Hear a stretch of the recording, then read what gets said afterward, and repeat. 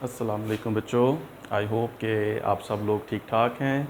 बच्चों आज हम चैप्टर नंबर 14 के लास्ट टॉपिक पे हैं और आज का हमारा टॉपिक है एवोमीटर। एवोमीटर के बारे में बच्चों आज हम पढ़ेंगे कि एक एवोमीटर की डेफिनेशन क्या है, एवोमीटर की कंस्ट्रक्शन क्या है और फिर एवोमीटर जो है वो अगर गैल्वेनोमीटर से बनता है तो किस तरह से गैल्वेनोमीटर को एक एमीटर में, वोल्ट मीटर में और ओम मीटर में चेंज कर सकते हैं। तो बच्चों आज का हमारा लेक्चर जो है वो एग्जामिनेशन पॉइंट ऑफ व्यू से एक लॉन्ग क्वेश्चन के तौर पे प्रिपेयर हो सकता है, लेकिन पास्ट एग्ज़ाम्स के जो एक्सपीरियंस हैं उसमें हमने देखा है कि एवोमीटर जो है वो एज ए लॉन्ग क्वेश्चन है तो सही, लेकिन कभी पूछा नहीं गया एग्ज़ाम में।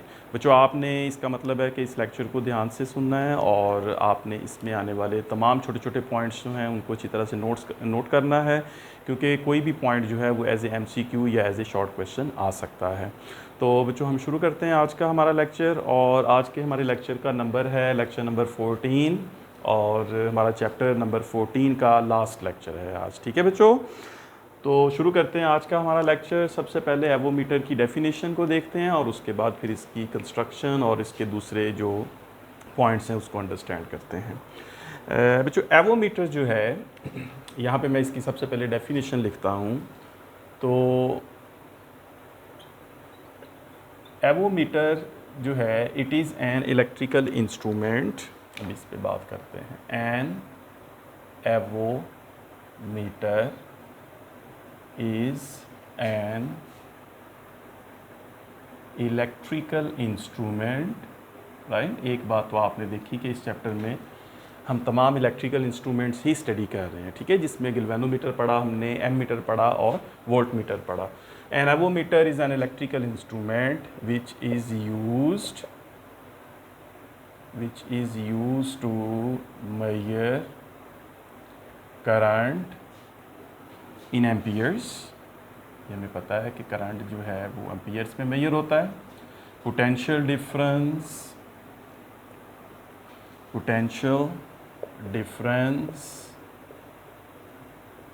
इन volts and resistance in ohms. ठीक है बच्चों, ये हो गई इसकी डेफिनेशन। इसको डेफिनेशन को लिखने के 1 मार्क, या एज ए शॉर्ट क्वेश्चन आता है तो बच्चों इसके 2 मार्क्स होंगे जो आपसे पूछे जाएंगे। तो बच्चों यहाँ से अगर मैं बात करूँ तो an avometer is an electrical instrument which is use to measure current, right. Current measure करेगा एम्पियर्स में, potential difference in volts and resistance in ohms. तो इसका मतलब है बच्चों कि एक एवोमीटर जो है वो 3 मेजरमेंट्स या डिफरेंट मेजरमेंट्स कर सकता है, जिसमें पहली मेजरमेंट जो है ये लिखा मैंने कि करंट को भी मेजर कर सकता है, पोटेंशियल डिफरेंस को भी मेजर कर सकता है और रेजिस्टेंस को भी मेजर कर सकता है। ठीक है, ये एक तरह से आप ये समझ लें कि जैसे ऑल इन वन है, ऑल इन वन, राइट। हमने जो है वो एमीटर पढ़ा था, एमीटर हमने डिटेल में पढ़ा, जिसमें हमने देखा कि एमीटर जो है वो करंट को मेजर करता है। फिर उसके बाद हमने वोल्ट मीटर पढ़ा और वोल्ट मीटर में हमने देखा कि वो पोटेंशियल डिफरेंस को मेजर करता है। इस तरफ जो लास्ट पे हमने ओम मीटर पढ़ा था, जिसके बारे में हमने समझा कि वो रेजिस्टेंस को मेजर करता है। तो एवो जो है, एवोमीटर जो है that is basically all in one combination, ammeter, volt metre and ohm meter, all 3 meters combined together to make 1 meter is an avometer. ठीक है, अब इसका जो नाम है ना एवो, AVO, यहाँ से भी आप देख सकते हैं, आप ये कह सकते हैं कि जो एवो वर्ड है that is actually has come from ammeter, A for ammeter, V for volt metre and O for ohm metre. ठीक है बच्चों, तो आप ये कह लें कि एक एवोमीटर जो है that is also an ammeter, volt metre and ohm metre, यानी ऑल इन वन।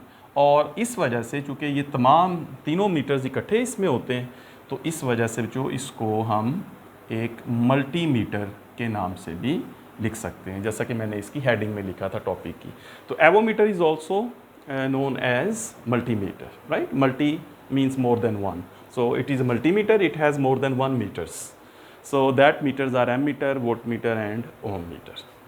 ठीक है बच्चों, यहाँ तक तो हो गई बात एवोमीटर की, जिसमें आ सकता है कि डिफाइन एवोमीटर और व्हाट इज़ एन एवोमीटर।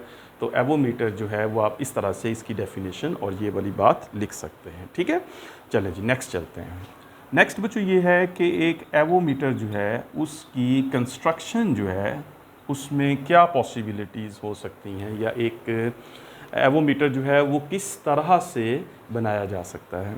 तो बच्चों एवोमीटर जो है that is basically a galvanometer, right. An avometer is basically a galvanometer,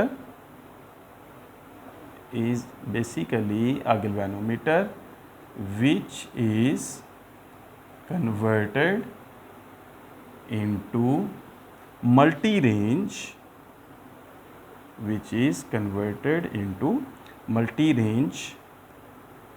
ammeter, voltmeter and ohm metre.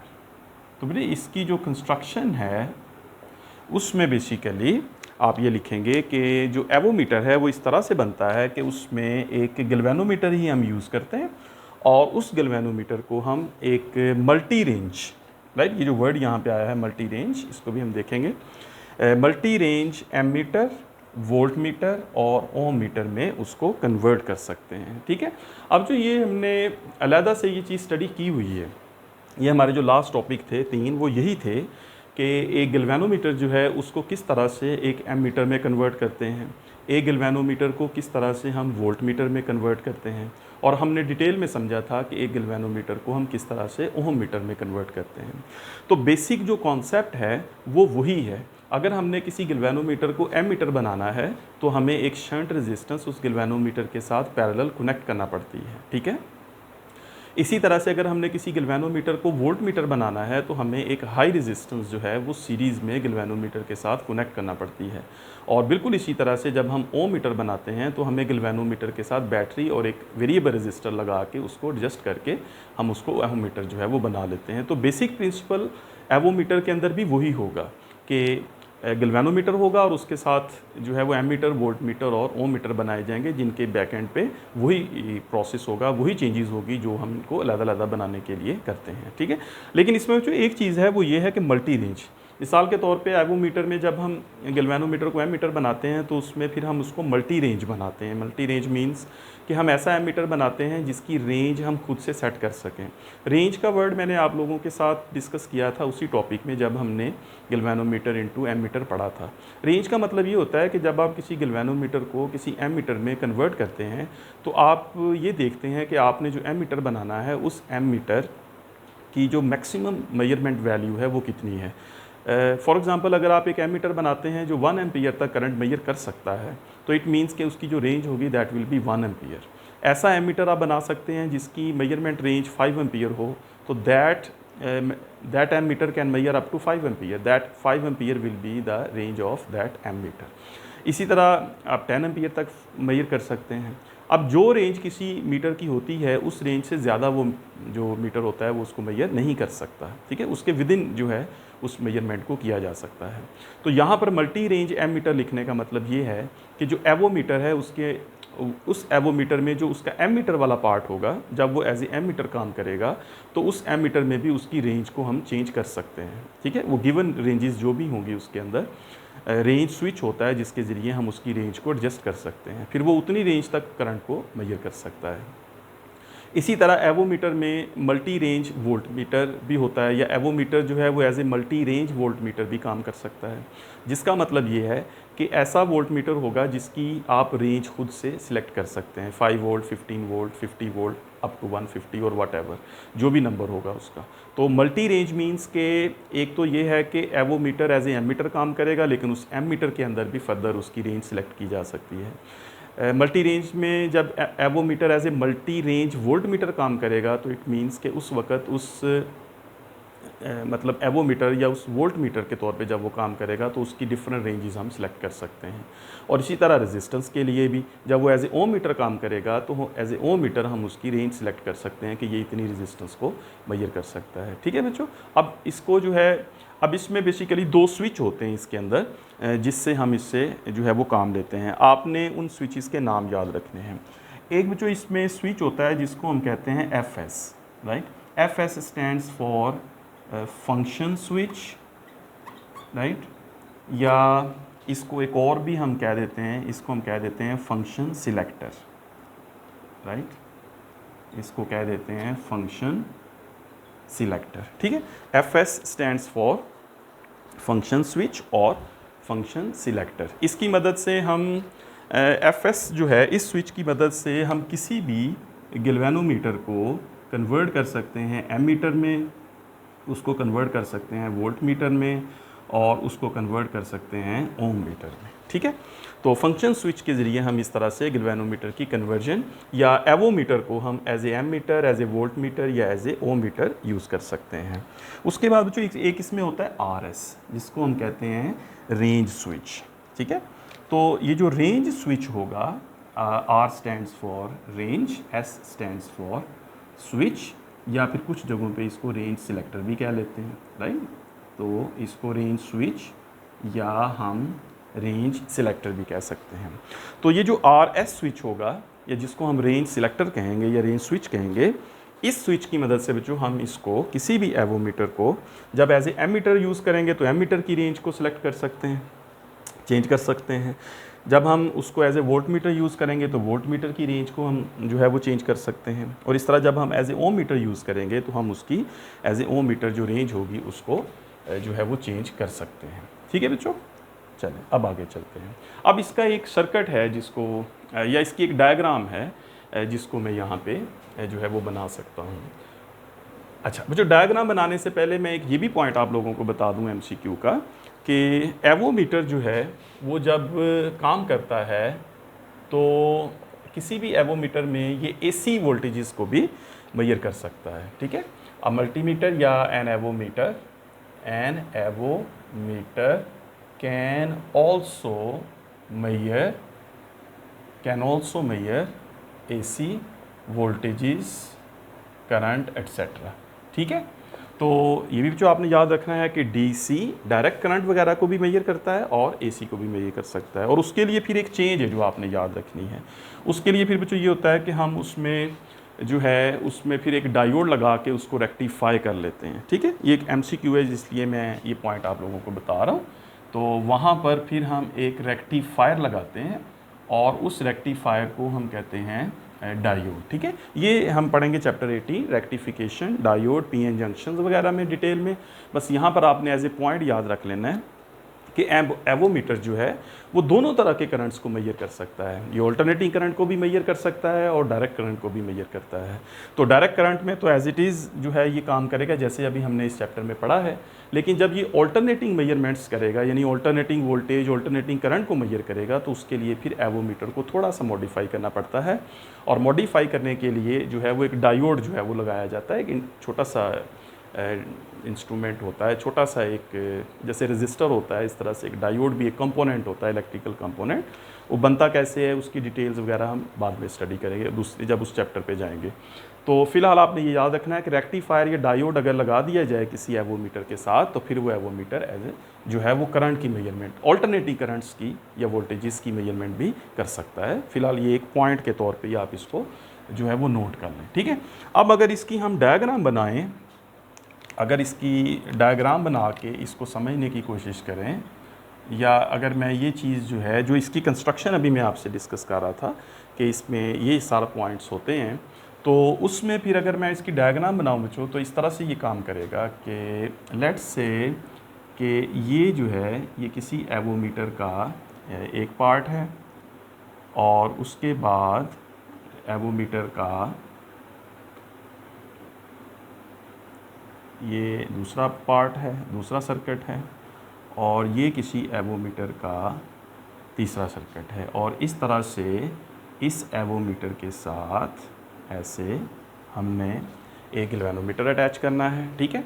और फिर उसके बाद इसको हमने यहाँ पर हम एक गैल्वेनोमीटर अटैच करते हैं। यहाँ पर बच्चों इसमें हम जो है एक स्विच, यहाँ पर हम इसका एक्सटर्नल सर्किट कनेक्ट करेंगे। This point is X this point is y। ये जो है बच्चों आप समझ लें कि ये वोल्टेज मेजरिंग पार्ट है, right, that is voltage measuring part of avometer. इस तरह ये बच्चों आप समझ लें कि ये करंट मेजरिंग पार्ट है एवोमीटर का, राइट। इस वोल्टेज मेजरिंग पार्ट के अंदर एक सर्किट है जिसको भी मैं आपके सामने डिस्कस करूँगा, और इसके बाद ये जो है दूसरा जो है ये है करंट मेजरिंग पार्ट, राइट। ये वो पार्ट है जिससे हम करंट मेजर कर सकते हैं, और ये जो है इसका तीसरा पार्ट है, इससे हम रेजिस्टेंस जो है वो मेजर कर सकते हैं, ठीक है। और इन तीनों पार्ट्स जो है इनके ये स्विच बना देते हैं। Let's say this is x1, let's say this is x2 and let's say this is x3। और यहाँ पर बच्चों हम एक स्विच लगा देते हैं, ठीक है। ये y के साथ स्विच लगा देते हैं, और ये स्विच है जिसको हम कहते हैं FS, या जिसका नाम अभी मैंने आपके सामने रखा फंक्शन सिलेक्टर, ठीक है। ये जो बच्चों XY पॉइंट्स मैंने रखे हैं, यहाँ पर हम आउटपुट जो है वो लेंगे। ये आउटपुट टर्मिनल्स हैं, इनको हम कहेंगे आउटपुट टर्मिनल्स। यहाँ से अगर आप इसको एज ए वोल्ट मीटर जो है यूज़ करेंगे, तो यहाँ दोनों पॉइंट्स के दरमियान आप इन दोनों पॉइंट्स को आप यूज़ करेंगे एज ए एक्सटर्नल टर्मिनल्स, कि आप इसको जहाँ पर आपने वोल्टेज मेजर करना है इन दोनों टर्मिनल्स को आप वहाँ पे कनेक्ट कर दें, तो वहाँ पर फिर ये एज ए वोल्ट मीटर काम करेगा। अभी आप देखें इस वक्त की सिचुएशन के मुताबिक ये जो फंक्शन स्विच है इसको मैंने x1 पॉइंट यानी उस पार्ट के साथ कनेक्ट किया है जिसमें वोल्टेज मेजर होगा। तो इसका मतलब है कि इस वक्त ये जो पार्ट है वोल्टेज मेजरिंग पार्ट वो इस वायर के थ्रू कनेक्ट है गैल्वेनोमीटर से और इस स्विच के साथ। तो ये x1 यानी कि ये वाला सर्किट जो है इस वक्त काम कर रहा है, और ये सर्किट क्या है, ये है voltage measuring part of avometer. अगर बच्चों हम उस वक्त फिर ये दोनों टर्मिनल्स जो हैं यहाँ पर वोल्टेज मेजर हो सकती है। अगर बच्चों हम इस फंक्शन स्विच को यहाँ से हटाएं, चेंज करें, और लेट्स से कि मैं इस फंक्शन स्विच को x2 के साथ कनेक्ट कर देता हूँ, ठीक है। अब आप सोचेंगे यहाँ पे जो है वो अब कौन सा काम होगा, तो आप देख सकते हैं कि यहाँ पे बच्चों ये जो स्विच है फंक्शन स्विच, इसको मैंने x2 यानी करंट मेजरिंग पार्ट जो है इस एवोमीटर का उसके साथ मैंने इसको कनेक्ट कर दिया है, ठीक है ना। तो करंट मेजरिंग पार्ट से कनेक्ट हो जाएगा। तो अब यही दो टर्मिनल्स जो होंगे, ये दो terminals as a output terminal होंगे किसके लिए, for current measurement, for the measurement of current के तौर पे। जहां अगर आपने करंट मेजर करना है तो आप फंक्शन स्विच को x2 इसके साथ कनेक्ट करें, और ये दोनों टर्मिनल वही दोनों टर्मिनल्स अब करंट की मेजरमेंट कर सकते हैं, ठीक है बच्चों।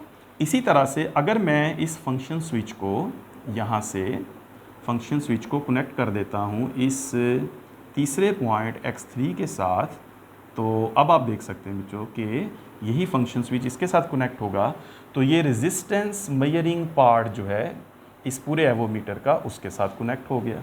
जब ये इस रेजिस्टेंस मेजरिंग पार्ट के साथ कनेक्ट होगा तो अब यही दोनों टर्मिनल्स जो हैं वो काम करेंगे एज ए आउटपुट टर्मिनल या रेजिस्टेंस मेजरिंग टर्मिनल्स। अब इन दोनों टर्मिनल्स पे रेजिस्टेंस मेजर हो जाएगी, ठीक है ना। अब इसका मतलब है कि इस पूरे डायग्राम में आप देख सकते हैं कि गैल्वेनोमीटर जो है वो सेम है, गैल्वेनोमीटर कॉमन है सबके साथ, ठीक है ना। गैल्वेनोमीटर जो है ये किसी भी सर्किट के साथ कॉमन रहा। यही गैल्वेनोमीटर वोल्टेज मेजरिंग पार्ट हो तो वही गैल्वेनोमीटर जो है वो वोल्टेज मेजर करता है। फिर जब करंट मेजरिंग पार्ट आता है तो वही गैल्वेनोमीटर जब उसके साथ कनेक्ट होता है तो फिर ये करंट मेजर करता है एम्पियर्स में, और फिर जब वही गैल्वेनोमीटर इस रेजिस्टेंस मेजरिंग पार्ट के साथ कनेक्ट होता है तो फिर ये रेजिस्टेंस मेजर करता है ओम्स में, ठीक है। एक तो ये बात, और दूसरी बात ये कि ये जो इसके आउटपुट टर्मिनल्स हैं ये भी सब में कॉमन है, ठीक है ना। ये भी सब में कॉमन होंगे कि वोल्टेज मेजरिंग पार्ट में भी वही आउटपुट टर्मिनल्स हैं, करंट मेजरिंग पार्ट में भी वही आउटपुट टर्मिनल्स हैं, रेजिस्टेंस मेजरिंग पार्ट में भी वही आउटपुट टर्मिनल्स हैं, ठीक है। तो चेंज क्या चीज़ होगी, फंक्शन स्विच, राइट। ये जो फंक्शन स्विच है इस फंक्शन स्विच को आप जिस भी टर्मिनल पे सेट करेंगे ये उस तरह से काम करना शुरू कर देगा, ठीक है। अगर x1 पे सिलेक्ट करेंगे तो वोल्टेज मेजरिंग पार्ट, x2 पे करेंगे तो करंट मेजरिंग पार्ट, और x3 पे करेंगे तो रेजिस्टेंस मेजरिंग पार्ट इसकी स्टार्ट हो जाएगी। तो ये जो कुछ इसकी स्कीमेटिक डायग्राम है जिसमें एक आइडिया है, हमें मिल जाता है कि किस तरह से एक एवोमीटर या किस तरह से एक एमीटर जो मल्टीमीटर है सॉरी, वो किस तरह से काम करता है। ठीक है बच्चों, तो ये हो गई, यहाँ तक बात होगी बच्चों कि एवोमीटर की डेफिनेशन, एवोमीटर की कंस्ट्रक्शन और उसके बाद एवोमीटर की एक स्कीमेटिक डायग्राम हमने देखी। ठीक है बच्चों, अब मैं आपको इन तीनों सर्किट्स में अलग अलग से बता देता हूँ कि इनमें रेंज किस तरह से चेंज होती है। अभी जो मैंने यहाँ तक आप लोगों को बता दिया है कि फंक्शन स्विच कैसे काम करता है। ठीक है, फंक्शन स्विच x1 पे, x2 पे और x3 पे जाएगा तो किस तरह से एवोमीटर में जो इसकी फंक्शन है वो किस लॉजिक या किस तरह से चेंज होती है। ठीक है, डिफरेंट सर्किट्स डिफरेंट तरह से काम करते हैं। अब मैं आपको इसकी रेंज स्विच या रेंज सिलेक्टर के बारे में थोड़ा सा बताता हूँ। तो उसके लिए यहाँ पे आ जाते हैं स्टार्ट में।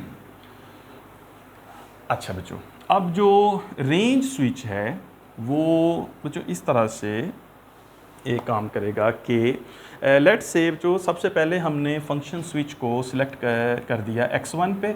अब ये किस तरह काम करेगा as a voltage measuring part. तो ये जो वोल्टेज मेजरिंग पार्ट है इसका, इस एवोमीटर का ये जो वोल्टेज मेजरिंग पार्ट है, अब इसके अंदर जो है वो कौन सा सर्किट है जो काम करता है और किस तरह से उसकी रेंज को जो है वो हम चेंज कर सकते हैं। ठीक है, तो इसको बच्चों हम कहते हैं voltage measuring part of avometer. Right, heading बना लेते हैं कि वोल्टेज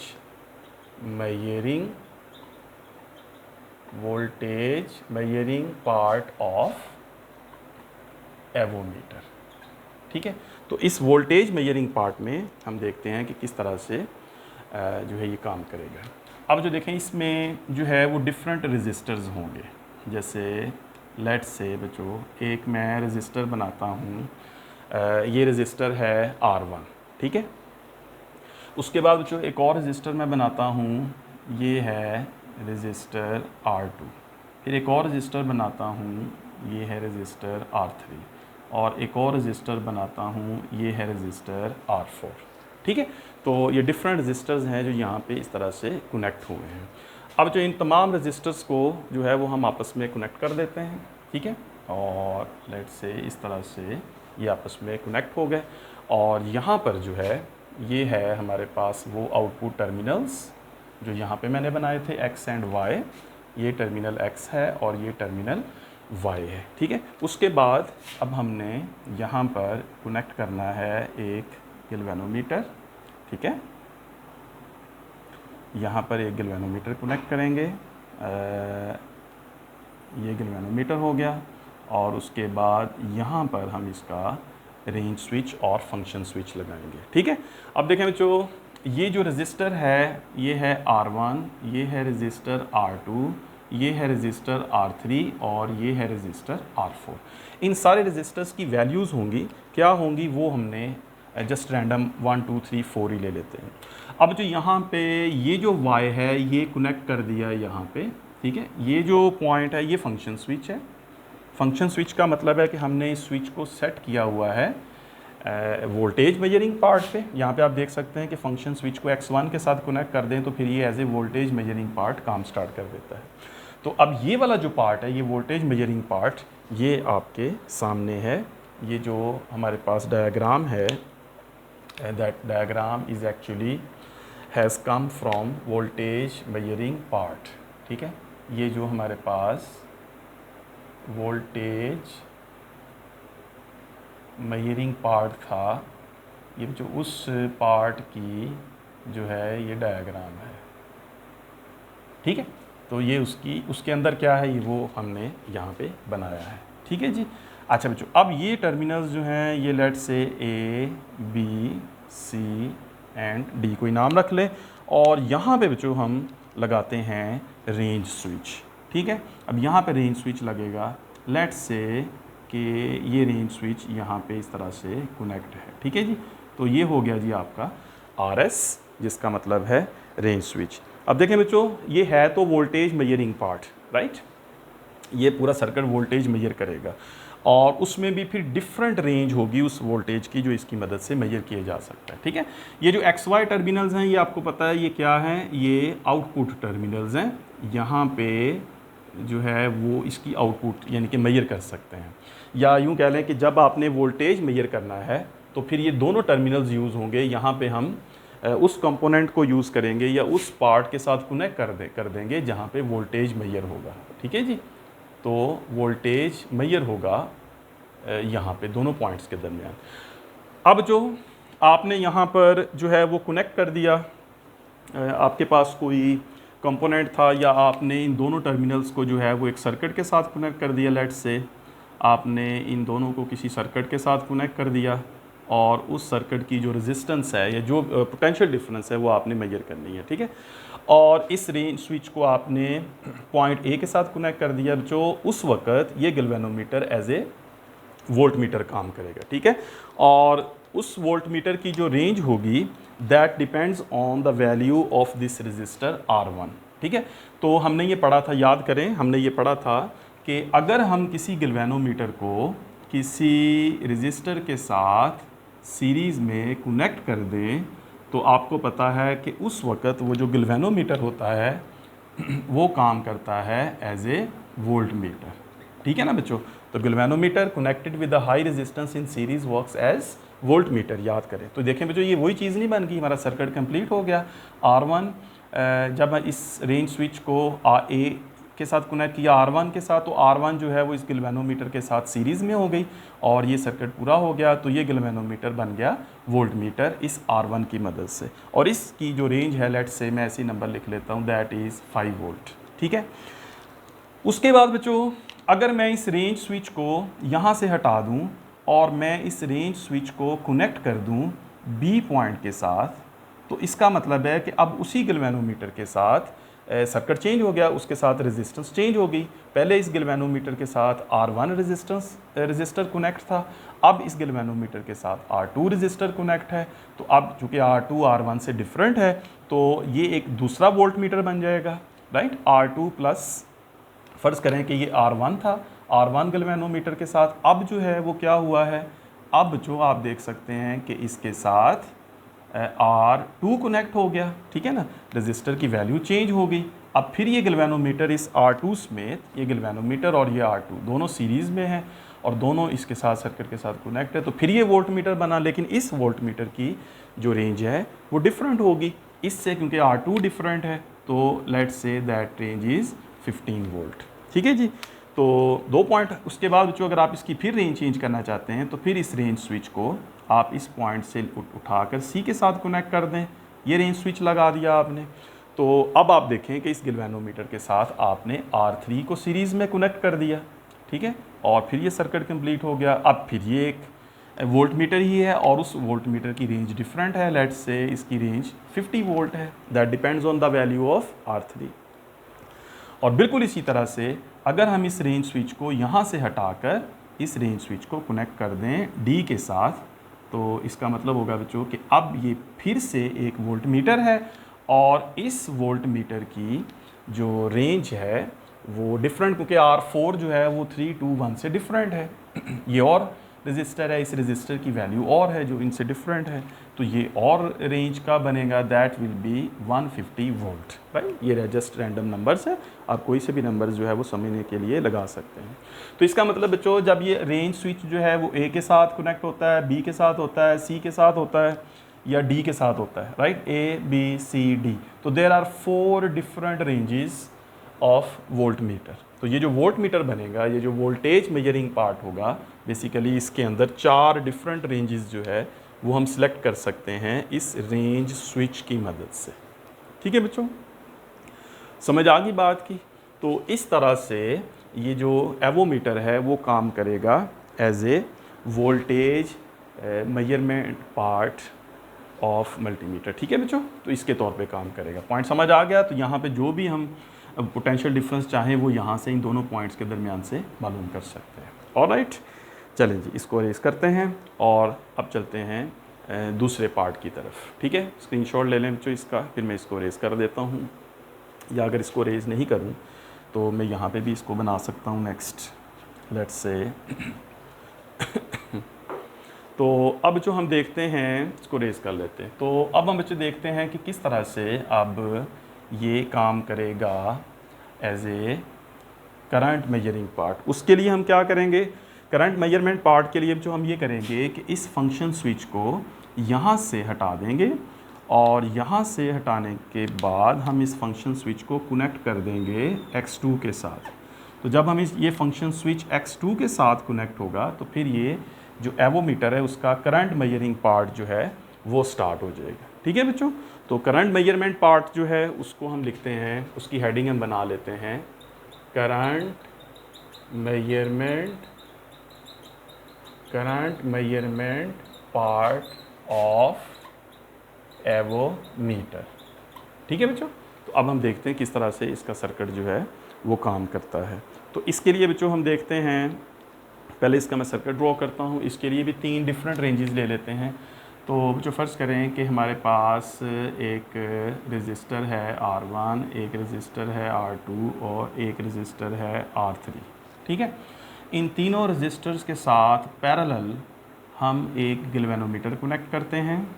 अब जो आपको पता होगा, आप रीमाइंड कर लें, जैसे जैसे मैं सर्किट बना रहा हूँ साथ साथ आप लोग जो है इस पॉइंट को रीमाइंड कर लें। आपको पता है कि जब हम किसी गैल्वेनोमीटर को एमीटर बनाते हैं तो जो आपको पता है कि हम किसी भी रेजिस्टर को गैल्वेनोमीटर के साथ पैरेलल कनेक्ट करते हैं।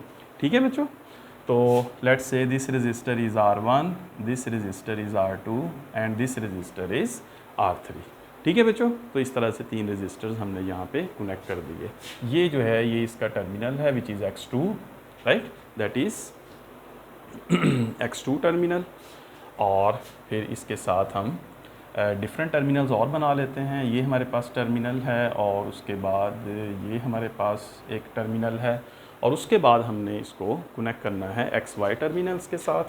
तो यहाँ पे बच्चों मैं बना लेता हूँ इसके X और Y टर्मिनल्स और इन टर्मिनल्स को कनेक्ट कर देता हूँ, Y टर्मिनल यहाँ पे कनेक्ट कर देता हूँ। ठीक है, और उसके साथ अब फंक्शन स्विच और रेंज स्विच जो है उसको मैं बना देता हूँ।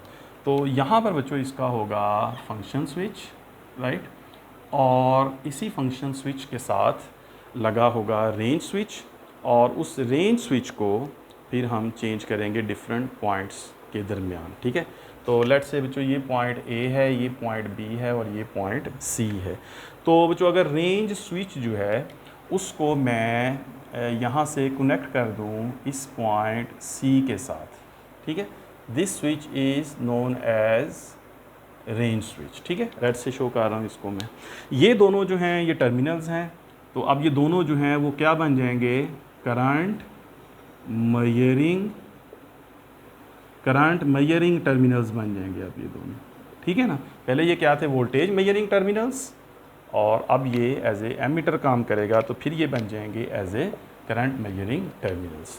तो इस सिचुएशन में बच्चों आप देख लें कि जब आपने रेंज स्विच को, ये जो फंक्शन स्विच है वो X2 पॉइंट के साथ कनेक्ट है, ठीक है ना, वहाँ से आप देख लें X2 के साथ कनेक्ट है।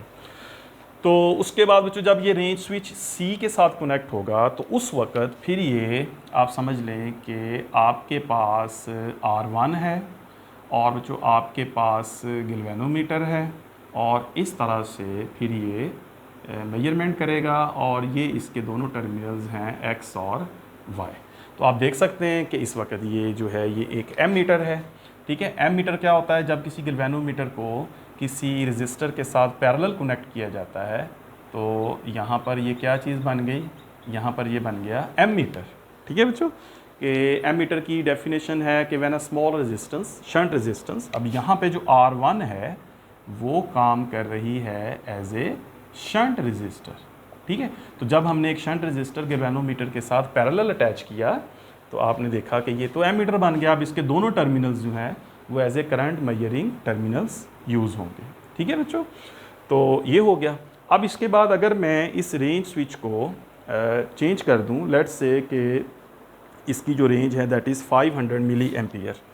जब हम इसको कनेक्ट करते हैं इसके साथ R1 के साथ, तो R1 is a very small resistance, तो उस वक्त ये मेजरमेंट कर सकता है। उस वक्त इसकी जो रेंज है दैट इज़ 500 मिली एम्पियर। ठीक है, अब जो अगर इस रेंज स्विच को हम चेंज कर दें और रेंज स्विच को चेंज करके मैं इसको सी पॉइंट से हटाकर मैं इस रेंज स्विच को कनेक्ट कर देता हूँ बी पॉइंट के साथ, तो अब जो आपके पास जो एम मीटर बना, उस एम मीटर में जो है वो अब दो रजिस्टर जो है वो कनेक्ट हो गए और रजिस्टर की वैल्यू जो है वो ज़्यादा हो गई।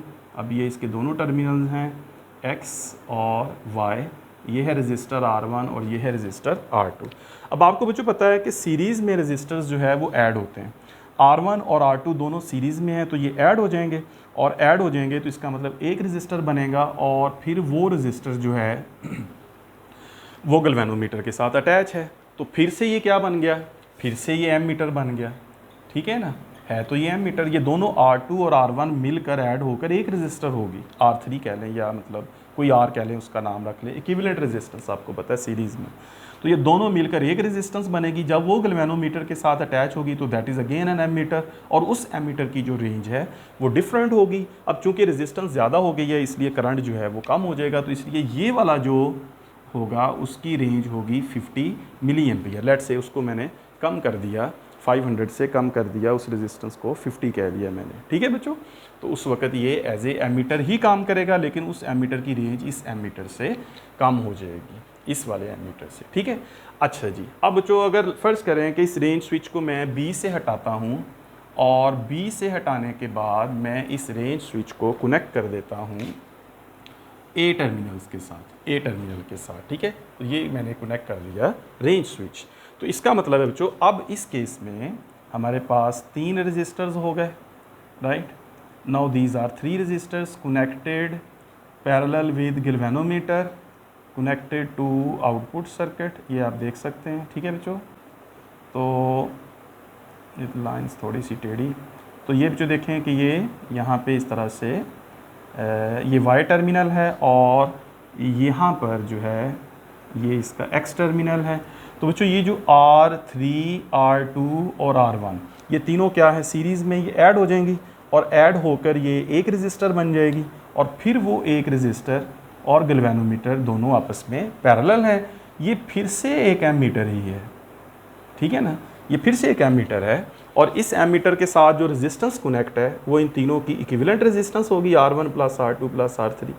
तो इस एमीटर की जो रेंज है दैट विल बी डिफरेंट। अब चूंकि इस रेजिस्टर की वैल्यू ज़्यादा हो गई है तो करंट कम हो जाएगा, तो इसका मतलब ये हुआ कि इसकी जो रेंज है वो कम होगी, that is let's say that is 10 times less, that is 5 milli ampere. मैंने फ़र्ज़ किया है कि ये रजिस्टर जो है ये 500 से 10 टाइम्स कम करें 50 से 10 टाइम्स कम करें 5, इसका मतलब ये R1 R2 से 10 टाइम्स ज़्यादा होगी और R2 R3 से 10 टाइम्स ज़्यादा होगी।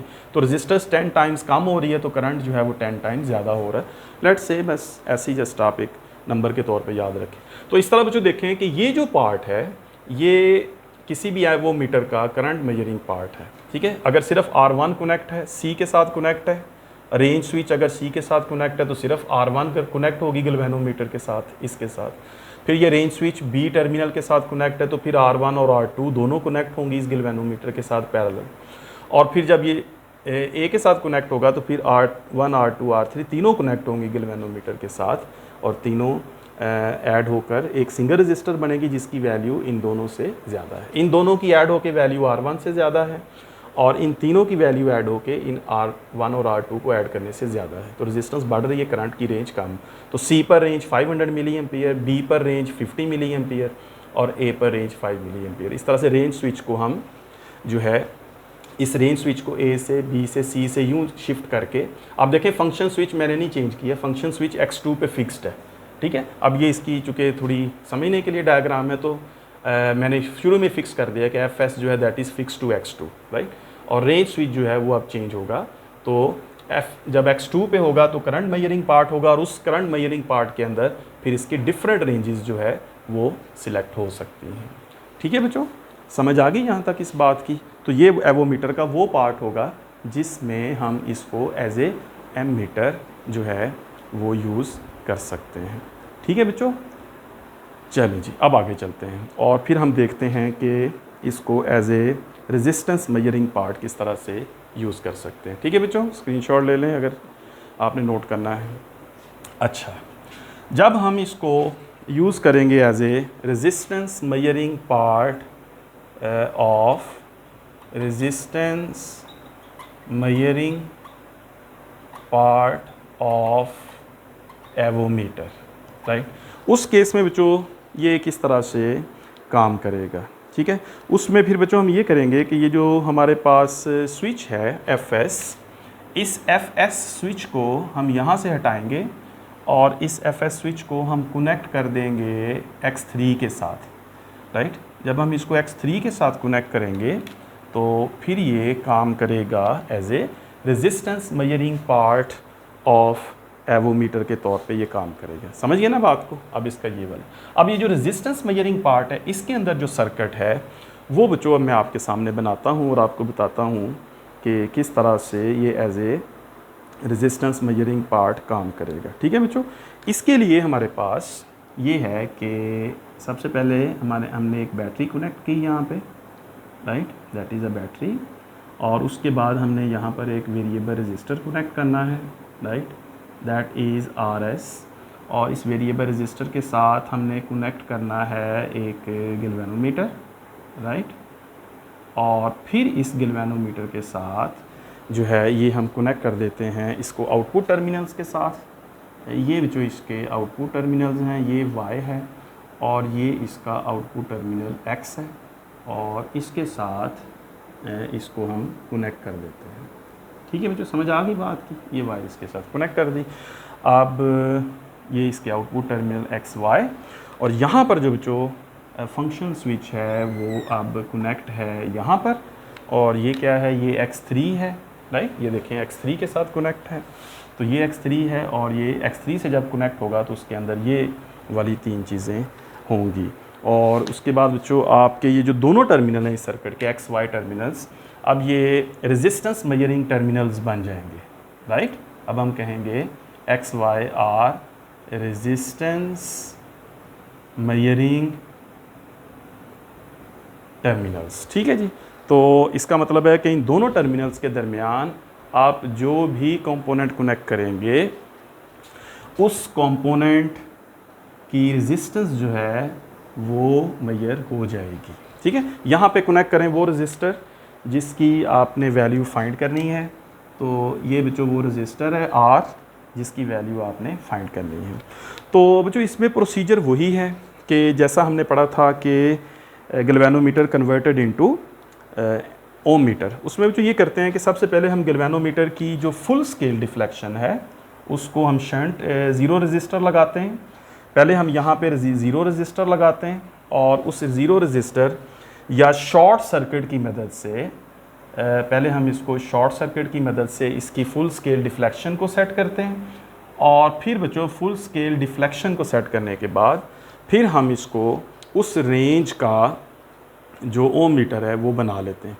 तो इसमें डिफरेंट जो शंट रेजिस्टेंसेस कनेक्ट करके तो डिफरेंट जो है रेंजेस यहाँ से सिलेक्ट करके, ये आपको पता है जब हम इसको शॉर्ट सर्किट करते हैं तो गैल्वेनोमीटर जो है आउट ऑफ स्केल हो जाता है।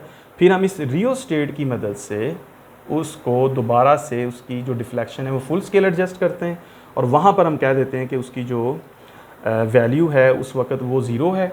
और फिर जब हम इसको ओपन कर देते हैं इस सर्किट को, यहाँ पे कोई रजिस्टर कनेक्ट नहीं करते, तो वहाँ पे रेजिस्टेंस हो जाती है इन्फिनिट। उसके बाद फिर हम नॉन रजिस्टर्स जो होते हैं, let's say 10,000 Om, 100,000 Om, 1 million ओम, वो यहाँ पे लगाते हैं, और उसके बाद फिर उसकी रेंज को यहाँ पे जो है वो लिख देते हैं। लेट्स से कि हमने एक नॉन रजिस्टर्स लगाया 10,000 ओम, तो जहाँ वो डिफ्लेक्शन जाके रुकेगी हम कहेंगे कि ये 10,000 ओम है। फिर हमने एक नॉन रजिस्टर लगाया 100,000 ओम, तो उसको जब हम यहाँ लगा देंगे तो 100,000 जहाँ पे उसकी डिफ्लेक्शन जाके रुकेगी दैट विल बी 100,000 ओम, और फिर जब हम 1 मिलियन ओम की रेजिस्टेंस लगाएंगे तो that will be 1 million ohm deflection.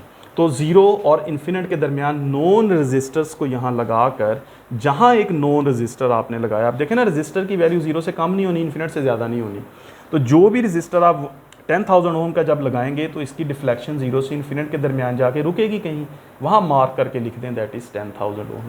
फिर 100,000 की लगाएं, 100,000 ओम लगा के जहाँ पे ये पॉइंटर रुके वहाँ पे मार्क कर दें लिख दें वहाँ, दैट इज़ 100,000 ओम।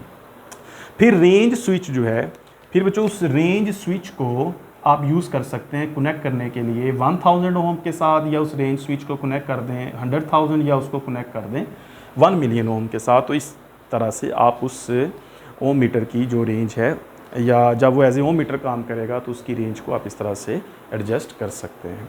ठीक है बच्चों, तो इस तरह से बच्चों ये जो कोई भी एवोमीटर है, वो एक तो आपने देखा कि एवोमीटर क्या है, और दूसरा जो आपने देखा कि एवोमीटर किस तरह से काम करता है as a ammeter, volt metre and ohm metre. ठीक है बच्चों, तो ये जो आपका टॉपिक है इसको आपने अच्छी तरह से इसकी प्रैक्टिस कर लें, इसकी डायग्राम्स वगैरह की अच्छी तरह से आप इसको समझ लें, और इसमें कोई पॉइंट हो तो वो आप ज़रूर जो है वो मुझे टेक्स्ट कर दें या कमेंट में लिख दें। ये जो बच्चों एवोमीटर है ये एक्चुअली इसमें दो तरह के हैं। एक तो एनालॉग है जिसमें गैल्वेनोमीटर जो है उसकी जो डिफ्लेक्शन है वहाँ से हम वैल्यूज़ को नोट करते हैं। ठीक है ना, जैसे ये मतलब आप कह लें कि एक गैल्वेनोमीटर का वो पार्ट है जिसमें एक पॉइंटर जो है वो स्केल के ऊपर मूव करता है। तो ये एनालॉग रीडिंग्स होती हैं जिसको हम पढ़ते हैं। और एक तो एनालॉग हो गई, एनालॉग रीडिंग्स हो सकती हैं। दूसरी जो डिजिटल जो हैं डिजिटल एमीटर मल्टीमीटर जो हैं वो भी अवेलेबल हैं अब। तो आप ये कह सकते हैं कि दो तरह के मल्टीमीटर हैं, एक एनालॉग मल्टीमीटर है, और जो एनालॉग वो है जैसे जिसमें ये डिफ्लेक्शन होगी, तो ये डिफ्लेक्शन जहाँ जाएगी आपको वहाँ से पढ़ना पड़ेगा उसकी वैल्यू को कि वो कितनी है। और डिजिटल जो है जो डिजिटल में हमारे पास जो भी आउटपुट आएगी वो बच्चों इस तरह से नंबर्स की फॉर्म में हमारे पास आ जाएगी, राइट। इस तरह से 18 ओम या 100 ओम या इस तरह से जो भी वैल्यूज़ होंगी वो इस तरह से हम उसको नंबर्स में देख सकते हैं। That is more convenient. ठीक है ना, digital multimeter is more convenient कि उसमें जो भी वोल्टेज होगी वो डिजिटल एक नंबर की फॉर्म में आ जाएगी, तो उसको हम देख के पढ़ लेंगे। एनालॉग में समटाइम ह्यूमन एरर हो जाता है, उसको रीडिंग को पढ़ने में प्रॉब्लम हो जाती है, कोई एरर हो सकता है। ठीक है, डिजिटल में ये एरर नहीं होता, वो दैट इज़ मोर कन्वीनियंट। तो बहरहाल डिजिटल मल्टीमीटर्स और एनालॉग मल्टीमीटर्स दो तरह के मल्टीमीटर्स होते हैं। ठीक है बच्चों, तो यहाँ पर हमारा चैप्टर नंबर 14 जो है वो आज कंप्लीट हुआ बच्चों। आप लोग इस चैप्टर 14 को अच्छी तरह से प्रिपेयर करें, ये हमारे एग्जामिनेशन पॉइंट ऑफ व्यू से बहुत इंपॉर्टेंट चैप्टर है, और इसमें से लॉन्ग क्वेश्चंस और शॉर्ट क्वेश्चंस और एमसीक्यूज़ भी आते हैं। ना सिर्फ ये हमारे जो बोर्ड के एग्जामिनेशन है उस हवाले से इम्पॉर्टेंट है, बल्कि जब आप लोग कॉम्पिटिटिव एग्ज़ाम ई-कैट या एम-कैट की प्रिपरेशन के लिए जाएंगे तो आप देखेंगे कि वहाँ पर भी इससे रिलेटेड बहुत सारे एमसीक्यूज़ आपको प्रिपेयर करना पड़ेंगे। आपको इस चैप्टर को थॉरली जो है वो अंडरस्टैंड करना पड़ेगा। इसमें बड़े अच्छे कॉन्सेप्ट्स हैं जो एग्जामिनेशन ई-कैट और एम-कैट वगैरह में पूछे जाते हैं। ठीक है बच्चों, तो नेक्स्ट हम इस चैप्टर की एक्सरसाइज पे बात करेंगे लेक्चर नंबर 15 में। उसमें बच्चों अब इससे रिलेटेड जो शॉर्ट क्वेश्चंस हैं, 15 शॉर्ट क्वेश्चंस जो हैं वो इस पूरे चैप्टर के डिफरेंट टॉपिक से रिलेटेड हैं। तो हम नेक्स्ट लेक्चर में उन्हीं 15 शॉर्ट क्वेश्चंस को डिस्कस करेंगे और उनको अच्छी तरह से समझेंगे। ठीक है, 15 वो होंगे बच्चों, और उसके अलावा वो क्वेश्चंस भी होंगे जो आप बच्चों ने पूछे हैं टेक्स्ट के ज़रिए या कमेंट के ज़रिए, तो उसको भी इंक्लूड करेंगे।